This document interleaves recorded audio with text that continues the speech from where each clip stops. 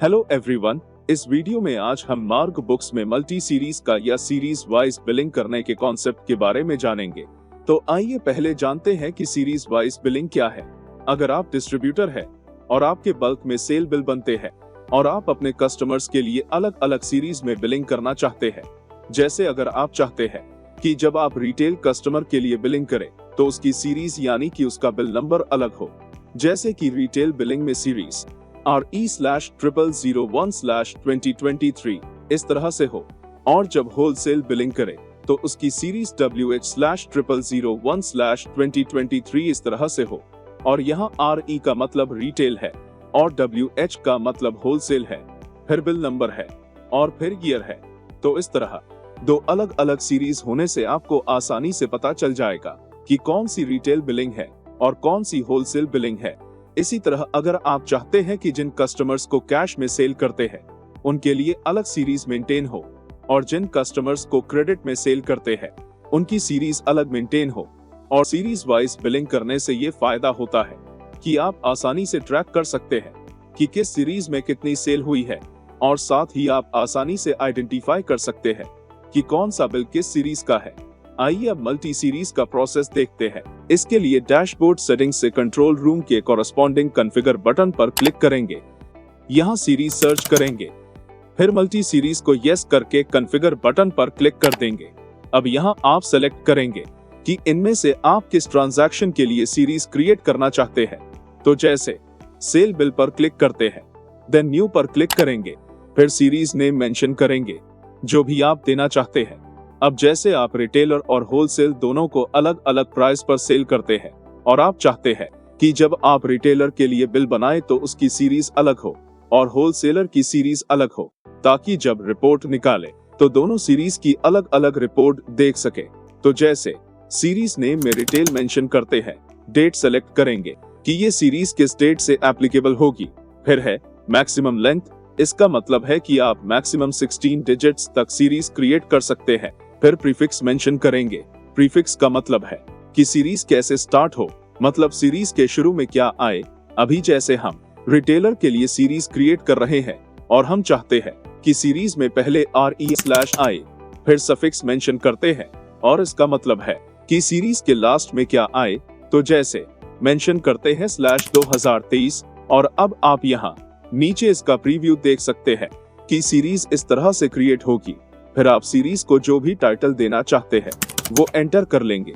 इसके बाद printer port number mention करेंगे, फिर जिस फॉर्मेट में आप बिल का प्रिंट लेना चाहते हैं वो फॉर्मेट सिलेक्ट करेंगे। नेक्स्ट है डिफॉल्ट ग्रुप।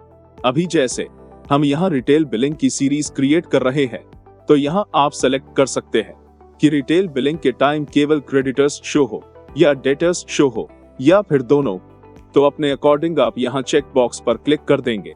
तो जैसे हम यहाँ सन्ड्री डेटर्स सेलेक्ट करते हैं, इसके बाद आप क्राइटेरिया भी सेलेक्ट कर सकते हैं कि रिटेल बिलिंग के टाइम कौन सी एजेंसी की आइटम्स शो हो, या फिर कौन सी कैटेगरी की या कौन से सॉल्ट की आइटम्स शो हो। तो जैसे एजेंसी सेलेक्ट करते हैं और फिर यहाँ पर एजेंसी सेलेक्ट करेंगे, और जो भी एजेंसी आप यहाँ सेलेक्ट करेंगे उसी एजेंसी की आइटम्स फिर आपको बिलिंग के टाइम शो होंगी। ओके करते हैं और इसके बाद अब सीरीज को सेव करते हैं, और फिर इसी तरह से होलसेल सीरीज भी क्रिएट करते हैं, और इसी तरह कैश और क्रेडिट के लिए भी सीरीज क्रिएट कर सकते हैं। इसके बाद अब सेल बिल जनरेट करते हैं, और अब सेल बिल क्रिएट करते टाइम सीरीज की विंडो आ जाएगी, और जो भी सीरीज आपने क्रिएट की होगी वो आपको यहाँ शो हो जाएगी, जहाँ से आप सेलेक्ट करेंगे कि आप किस सीरीज में बिलिंग करना चाहते हैं। तो जैसे रिटेल सेलेक्ट करते हैं तो आप देखेंगे रिटेल के लिए जो सीरीज हमने क्रिएट की थी वो आप यहाँ बिल नंबर में देख सकते हैं। इसके बाद अब प्रोडक्ट सेलेक्ट करते हैं, फिर क्वांटिटी मेंशन करते हैं, और फिर दूसरा प्रोडक्ट सेलेक्ट करते हैं और इसकी भी क्वांटिटी मेंशन करते हैं और बिल को सेव करते हैं। तो इस तरह से आप रिटेल बिल जनरेट कर लेंगे। और इसी तरह अगर आपको होलसेल सीरीज में बिलिंग करनी है तो बिलिंग के टाइम होलसेल सेलेक्ट करेंगे, और होलसेल के लिए जो सीरीज हमने क्रिएट की थी वो आप यहाँ बिल नंबर में देख सकते हैं। अब प्रोडक्ट सेलेक्ट करते हैं, फिर क्वांटिटी मेंशन करते हैं, और फिर दूसरा प्रोडक्ट सेलेक्ट करते हैं और इसकी भी क्वांटिटी मेंशन करते हैं और बिल को सेव करते हैं। तो इस तरीके से आप सीरीज वाइज बिलिंग कर सकते हैं। इसी तरह अगर आप चाहे तो कैश के लिए अलग बिलिंग कर सकते हैं और क्रेडिट के लिए भी अलग सीरीज में बिलिंग कर सकते हैं।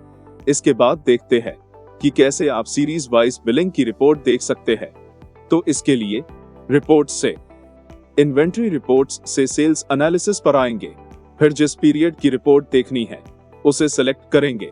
आप यहाँ डेट भी मेंशन कर सकते हैं कि कब से कब तक की रिपोर्ट देखना चाहते हैं।